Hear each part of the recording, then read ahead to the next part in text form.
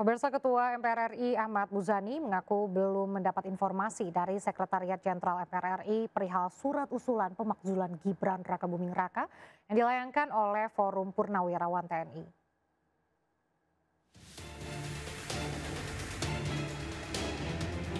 Ahmad Muzani mengatakan Sekjen MPR RI belum melaporkan pada dirinya akan adanya surat usulan pemakzulan Gibran Rakabuming Raka dari jabatan Wakil Presiden. Sekjen Partai Gerindra ini juga tak mengetahui adanya komunikasi antar pimpinan DPR RI, DPD RI, dan MPR RI perihal adanya surat tersebut. Dari Forum Purnawirawan TNI? Terus terang saya belum dapat update dari sekretariat sampai hari ini. Saya belum, teman-teman sekretariat belum melaporkan, saya juga belum menanyakan karena saya baru masuk setelah reses hari ini. Berarti Pak belum ada komunikasi antar pimpinan begitu? Belum. Sebelumnya menurut Jokowi tuntutan tersebut merupakan bagian dari demokrasi. Namun Jokowi juga mengingatkan bahwa Prabowo dan Gibran merupakan satu paket tak terpisahkan. Pemilihan presiden kemarin kan satu paket. Bukan sendiri-sendiri. Kayak di Filipina itu sendiri-sendiri. Di kita ini kan satu paket. Jadi tidak bisa menerima presiden tapi tidak menerima presiden. Ya memang mekanismenya seperti itu. Jadi sekali lagi sistem ketatanegaraan kita memiliki mekanisme yang harus diikuti. Forum Purnawirawan Prajurit TNI mengusulkan Gibran Rakabuming Raka untuk dimakzulkan dari jabatan Wapres. Mereka mengajukan surat kepada MPR, DPR, dan DPD agar ketiga lembaga ini mempertimbangkan usulan tersebut. Tim Liputan Ainus melaporkan.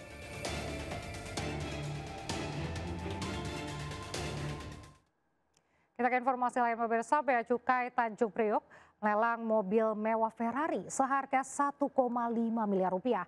Lelang mobil dilakukan hari ini hingga Senin 30 Juni mendatang.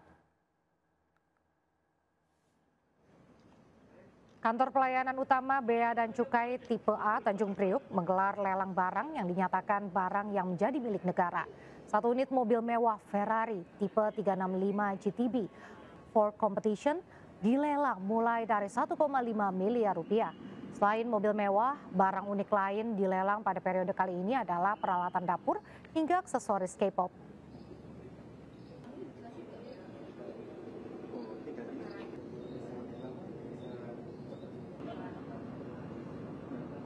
Artis Nikita Mirzani telah menjalani sidang perdana kasus dugaan pemerasan dan pengancaman terhadap bos perawatan kulit atau skincare. Usai sidang dengan tangan terborgol, Nikita sempat protes pada petugas pengadilan karena dilarang berbicara ke wartawan.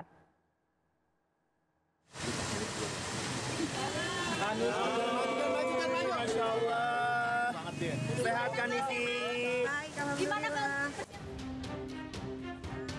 Mengenakan rompi tahanan dengan tangan diborgol, Nikita Mirzani dan Ismail Marzuki asistennya jalani sidang kasus dugaan pemerasan dan pengancaman terhadap Reza Gledis, bos skincare di Pengadilan Negeri Jakarta Selatan. Saya mau ngomong. Ya, Mi, gimana, Mi? Bapak Hasto aja dibolehkan ngomong sama warga. Boleh. Kalian kalau nggak ada apa-apa nggak usah takut. Iya. Santai. Kalau yang kalian dengar dari dakwaan yang dibacakan JPU tadi, saya ternganga-nganga. Karena tujuannya si Reza ini sebetulnya adalah Dokter Samira alias Doktif. Tapi kenapa saya yang ditahan sekarang? Kenapa saya dan sahabat saya yang ditahan? Kasus bermula saat Nikita Mirzani diduga menjelek-jelekan produk perawatan kulit atau skincare milik Dr. GP, serta diduga melakukan pemerasan hingga miliaran rupiah. Sidang akan dilanjutkan pekan depan dengan agenda eksepsi yang akan disampaikan oleh Nikita Mirzani. Dari Jakarta, Rizky Falufi, iNews melaporkan. 4 orang tewas dan puluhan lainnya terluka dalam serangan rudal Iran yang menghantam kota Beersheba, Israel Selatan. Serangan usai gencatan senjata total antara Iran dan Israel digaungkan Presiden Amerika Serikat Donald Trump. Indo Malam segera kembali.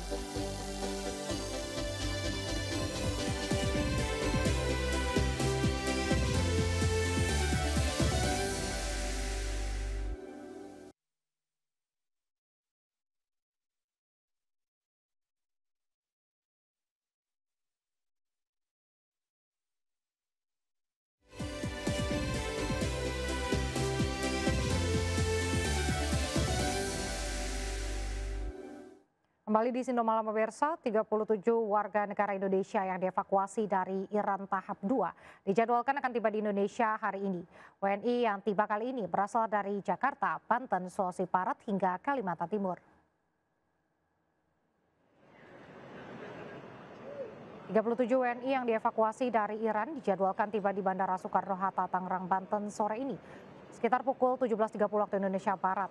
Puluhan WNI ini sebelumnya dievakuasi ke Baku, Azerbaijan, menyusul eskalasi konflik yang semakin meningkat di Timur Tengah. Sebelumnya pada evakuasi tahap pertama sebanyak 11 WNI tiba di Indonesia pada Selasa kemarin. Rencananya akan ada 31 WNI lagi yang akan tiba di Indonesia pada tahap ketiga Kamis besok.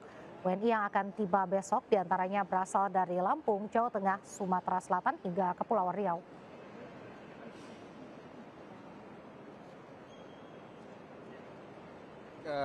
Dapat kami update bahwa pada hari ini ya, telah tiba total 49 evakui, ya, terdiri dari 48 WNI dan 1 warga negara Iran, spouse pasangan dari warga negara Indonesia.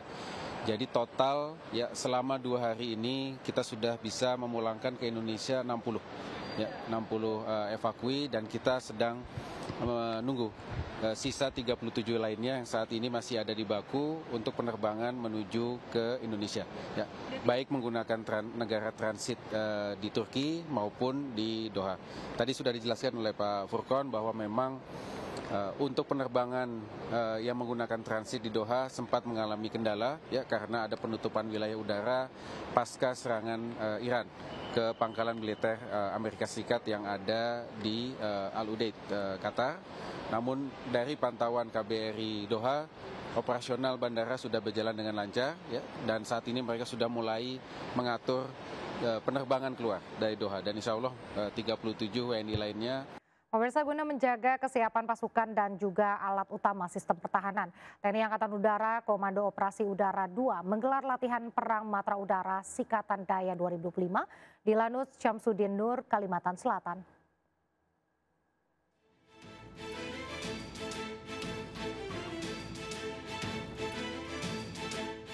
Dua pesawat tempur Sukhoi Su-2730 dari Skuadron Udara 11 TNI Angkatan Udara dikerahkan untuk menyergap ancaman invasi asing yang memasuki wilayah udara Republik Indonesia.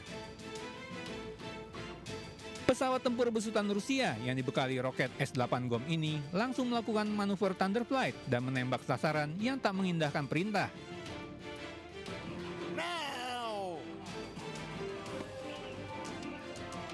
Target berhasil dihancurkan.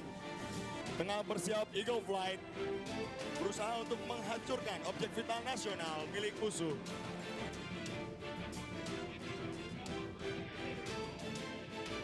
Atraksi udara Sukhoi Su-2730 ini adalah bagian dari latihan Sikatan Daya yang digelar Komando Operasi Udara 2 TNI AU di kawasan Lanut Syamsuddin Nur, Maluka Baulin, Kalimantan Selatan sejak Senin 23 Juni lalu. Selain jet tempur Sukhoi, latihan Sikatan Daya 2025 juga mengerahkan jet tempur buatan Amerika Serikat F-16 AMBM dari Skuadron Udara 3 dan F-16 CD dari Skuadron Udara 14. Ikut juga pesawat Super Tucano EMB-3114 Skuadron Udara 21, pesawat angkut C-130 Hercules hingga helikopter. Kepala Staf Angkatan Udara Marskal TNI Muhammad Tony Harjono menyatakan, latihan ini tidak hanya menguji kesiapan alutsista dan satuan, namun juga menjadi wujud komitmen TNI AU menjaga kedaulatan udara nasional, khususnya di kawasan strategis seperti Kalimantan dan sekitarnya. Latihan ini menunjukkan pola operasi udara yang dilaksanakan oleh alutsista yang dimiliki Angkatan Udara. Ditambah latihan Trisula Perkasa. Trisula Perkasa adalah latihan puncaknya Kopasga. Sehingga tadi rekan-rekan bisa melihat bagaimana pola operasi yang dilaksanakan baik pesawat tempur, kemudian pesawat angkut, dan juga pasukan darat, pasukan Pasgat.